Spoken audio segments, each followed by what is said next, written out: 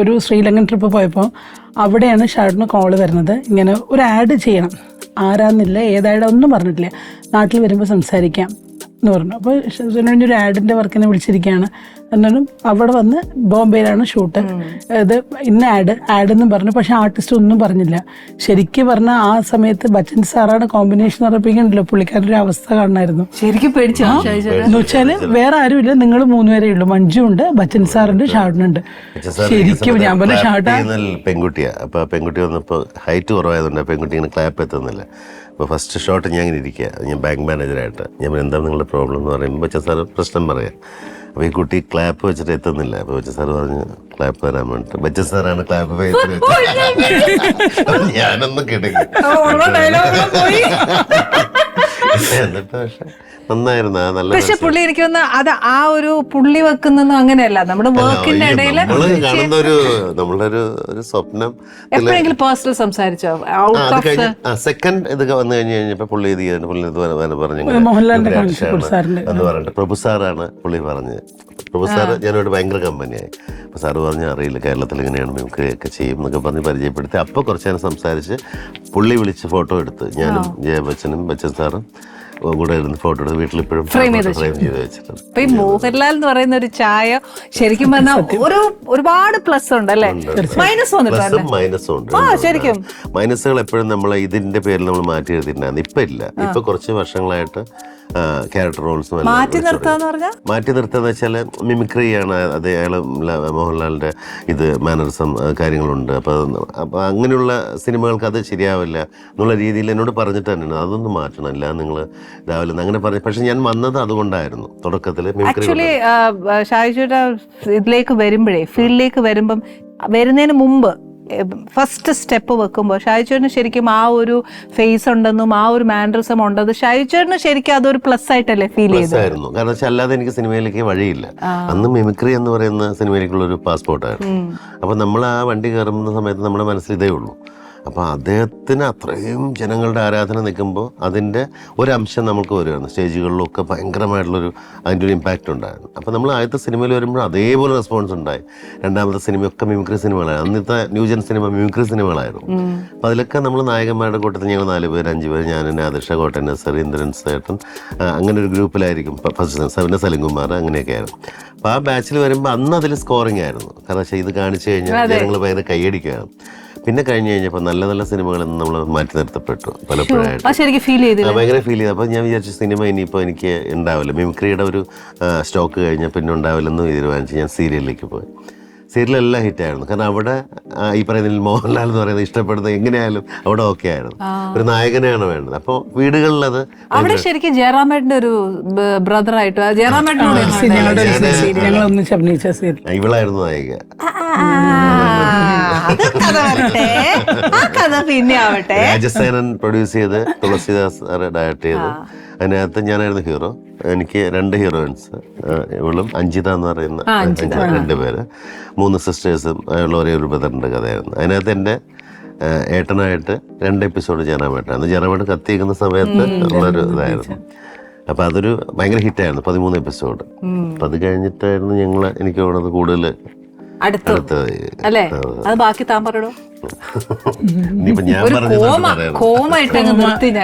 എവിടുന്നാ ഞാൻ തുടങ്ങണ്ടേ?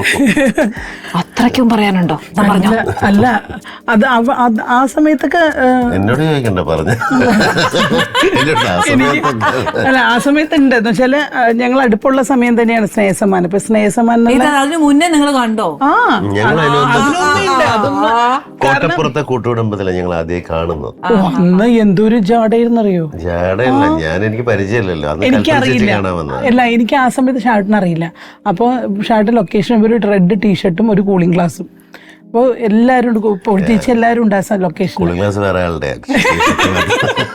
അപ്പോൾ വന്നിട്ട് ഭയങ്കര ചാട. അപ്പോൾ ഞാൻ ചോദിച്ചു ഇത് ആരാ ചോദിച്ചു, കൽപ്പന ചേച്ചി മിനി ചേച്ചിയോട് ചോദിച്ചു. പറഞ്ഞു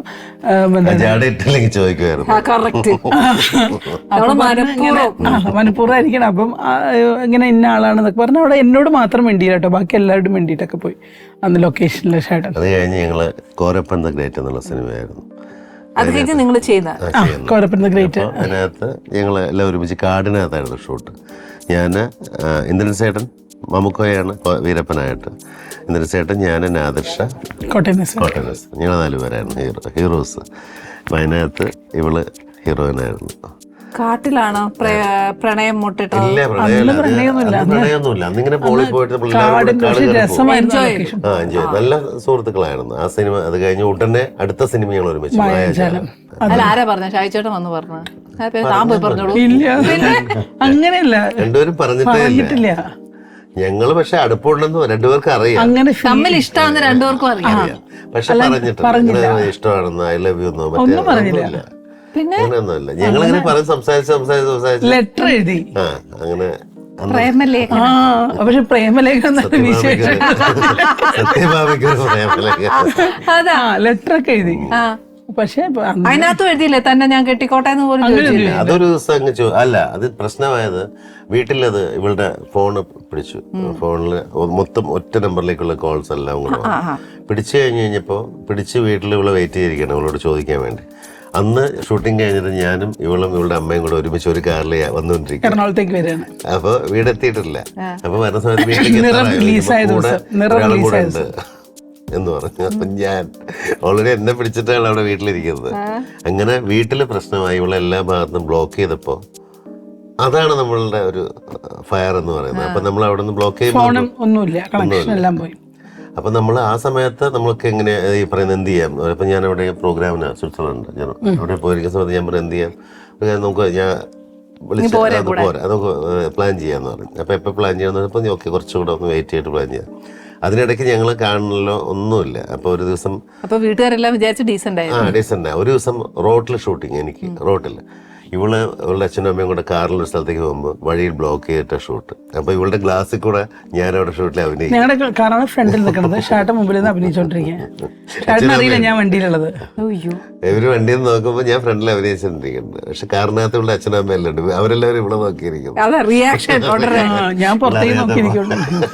എനിക്ക് ഒരു ബന്ധവും ഇല്ലെന്നുള്ള രീതിയിൽ അങ്ങനെ അഭിനയിക്കോ പിടിക്കോ എന്താ ചെയ്യും. അമ്മ പക്ഷെ പതുക്കെ എന്റെ കയ്യിൽ ഇങ്ങനെ പിടിച്ചു. അമ്മയ്ക്കൊരു പേടി ഇറങ്ങി പോയാലോ. പക്ഷെ അത് വല്ലാത്തൊരു സിറ്റുവേഷൻ ആണ്. കാരണം വീട്ടില് നല്ല പ്രശ്നങ്ങൾ നടക്കുന്ന സമയമാണ്. നല്ല വഴക്ക് പറഞ്ഞു വീട്ടില് അച്ഛൻ ശരിക്കും പറഞ്ഞ ഒന്നും പറഞ്ഞില്ല. എൻ്റെ ആങ്ങളമാരാണ് എന്നോട് സംസാരിച്ചത്. അപ്പം ശരിക്കും പറഞ്ഞാൽ ഇങ്ങനെ ഫോൺ ബില്ല് പിടിച്ച് എൻ്റെ മുമ്പിൽ ഇങ്ങനെ എവിഡൻസ് ആയിട്ട് നിൽക്കുമ്പോൾ ഞാൻ നുണ പറഞ്ഞില്ല, സത്യാന്ന് പറഞ്ഞു. കാരണം നുണ പറഞ്ഞാൽ നിൽക്കില്ല.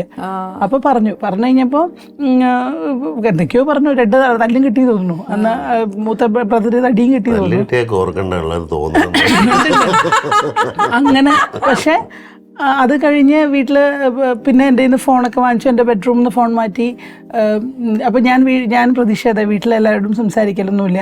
ഞാൻ വളരെ ഇതായിട്ട് സീരിയസ് ഒക്കെ ആയിട്ടായിരുന്നു.